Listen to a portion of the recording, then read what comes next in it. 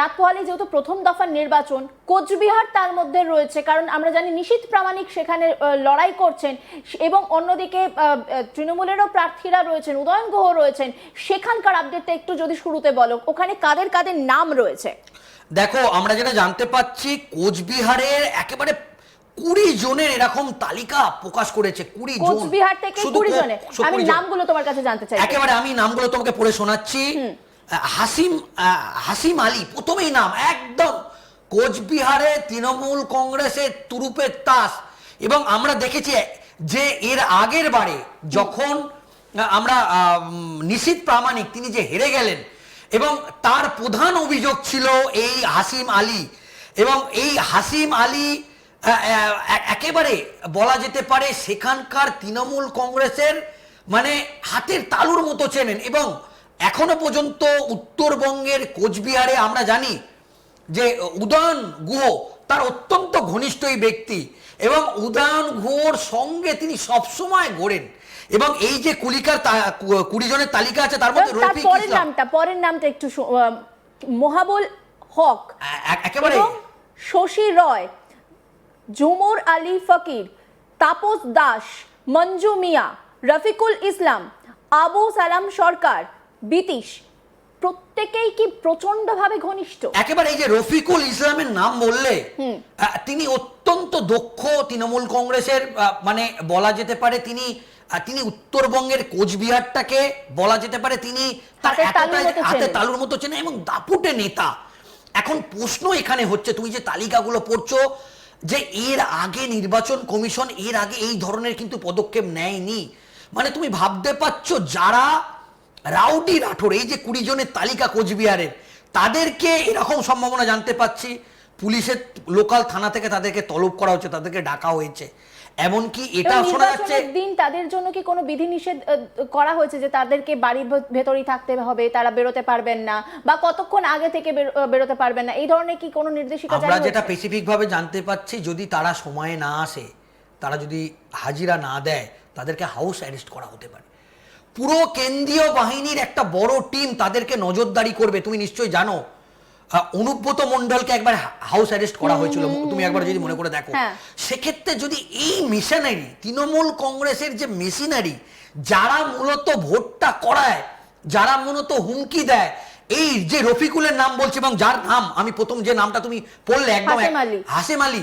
দেখো, এই যে কোচবিহারে 2024-এর যে বিধানসভা নির্বাচন হয়েছিল, 2021-এর বিধানসভা নির্বাচন এবং 2024-এর লোকসভা নির্বাচন হয়েছিল, সেখানে নিশীথ প্রামাণিক তিনি কিন্তু এই হাসিম আলী নাম করেছিল, এবং তার হারার পেছনে এর মূল কারিগর ছিল, তিনি পুরো দাপিয়ে বেরিয়েছিলেন। আর কার কার নাম রয়েছে একটু পড়ি আমরা।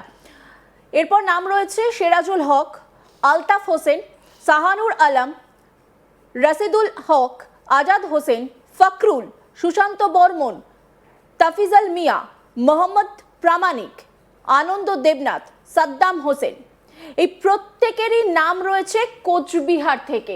20 জনের লিস্ট একেবারে ধরে আমরা দর্শকদের সামনে তুলে ধরলাম। এই 20 জনের নামে, এই 20 জনকে কবে দেখা করতে বলা হয়েছে? দেখো, ইতিমধ্যেই নির্বাচন কমিশন অনেক আগে থেকেই এই নামের তালিকা কিন্তু আজকে নির্বাচন কমিশনের তরফ থেকে সামনে এসছে, কিন্তু অনেক আগেই এই তালিকা কিন্তু স্থানীয় যে থানা সেখানে পাঠিয়ে দেওয়া হয়েছে। দেখো, এটা একটা সাংবিধানিক প্রোটোকলও আছে, এবং নির্বাচন কমিশনের যে বিধি, সেই বিধিতেও আছে যারা একেবারে দাগি আসামি বলা যেতে পারে, যাতে অবাধ এবং শান্তিপূর্ণ নির্বাচন হয়, এটা 48 ঘন্টা আগেই একটা মানে লোকাল থানা থেকে একটা অপারেশন চলে, তাদেরকে হাজিরা দিতে হয়, এবং অনেককেই তারা কিন্তু অ্যারেস্ট করে, এবং তাদেরকে বলে যে এই নির্বাচন প্রক্রিয়া মেটা পর্যন্ত তাদের বিরুদ্ধে এই গ্রেপ্তারি পরোয়ানা আছে, বা তারা কিন্তু পুলিশের আতস কাঁচের তলায় আছে। দেখো, তাদেরকে ডেকে ইন্টারোগেশন যেরকম ভাবে করা হয়, তাদেরকে হুঁশিয়ারি দেওয়া হয় যে এই নির্বাচন প্রক্রিয়ার মধ্যে তার বিরুদ্ধে যাতে কোনো অভিযোগ না ওঠে, তার বিরুদ্ধে কোনো বাইক বাহিনীকে তার বিরুদ্ধে কোনো ভোটারদের এবং যে প্রভাবিত করা কারণে না এবারে কিন্তু বাইক চলাচলের উপরেও একটা বেশ কঠোর নির্দেশিকা জারি করা হয়েছে, আমরা সেই খবরও দর্শকদেরকে দেখিয়েছি। এরপরে যদি আমরা আলিপুরদুয়ারের কথা বলি, আলিপুরদুয়ারে কতজনের নাম রয়েছে এবং কি কি নাম রয়েছে সেটা যদি তুমি একটু দর্শকদেরকে বলো। দেখো, আমরা যেটা দেখছি যে একেবারে আলিপুরদুয়ার আমরা যাব।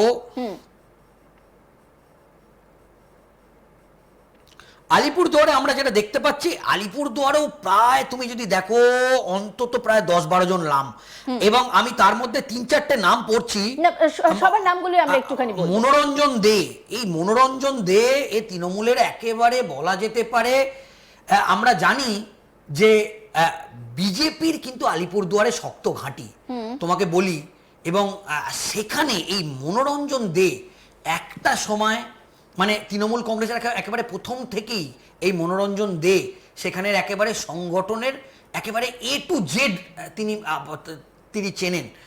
এবং আলিপুরদুয়ারে আমরা যেটা দেখেছি যে বিজেপি এই চা বাগানগুলোর যে সংগঠনগুলো, এই সংগঠনগুলো এই মনোরঞ্জন দে তিনি দেখেন, এবং এই চা বাগানগুলোর সংগঠনে তিনি অত্যন্ত পারদর্শী। এবং আমি একটা নাম পড়ছি, মিন্টু রায়, এবং এই যে শ্যামল মল্লিক, তারপর হচ্ছে কুন্তল রয়, মনোজিৎ দাস, এই যে নামগুলো বললাম, রনি মালিক, এই প্রত্যেকটা নাম মানে এরা আলিপুরদুয়ারের মানে ভোট মেশিনারি। তোমাকে বলি আমি যে কয়েকটা নাম বলো তার মধ্যে এই মিঠুন রায়, এই যে নাম, এবং এরা প্রত্যেকে তৃণমূল কংগ্রেসের অত্যন্ত ঘনিষ্ঠ, এবং বলা যেতে পারে যে ভোট মেশিনারি, যে বাহুবলী ফর্মুলা তাদের নেতৃত্বেই কিন্তু তৃণমূল কংগ্রেস করে আসছে এবং এবারেও করবে।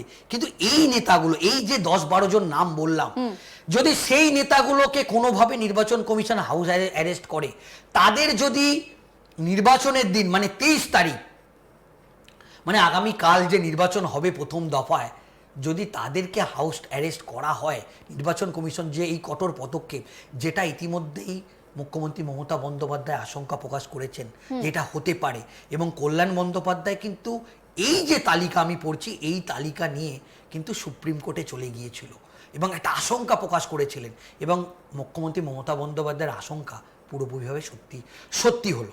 এবার জলপাইগুড়ির দিকে যদি একটু নজর রাখি, তুমি জলপাইগুড়ির যদি লিস্টটা বলো, কারণ ইতিমধ্যেই আমরা যে ছবিটা দেখতে পাচ্ছি তা কিন্তু নির্বাচন কমিশন যেটা শুরু থেকেই বারবার বলে আসছিল, এবারের নির্বাচন কিন্তু একটা আলাদা রেকর্ড করবে, এবারের নির্বাচনে সেইভাবে অশান্তি দেখা যাবে না, শান্তিপূর্ণ নির্বাচন দেখা যাবে। কারণ পশ্চিমবঙ্গের ভোট মানেই আমরা বরাবর দেখে এসেছি কোনো না কোনোভাবে অশান্তি ছোঁয়া থেকেই থাকে।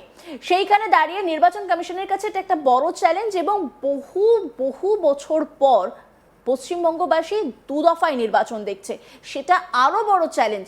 শান্তিপূর্ণভাবে করার জন্য একাধিক পদক্ষেপ আমরা দেখতে পাচ্ছি।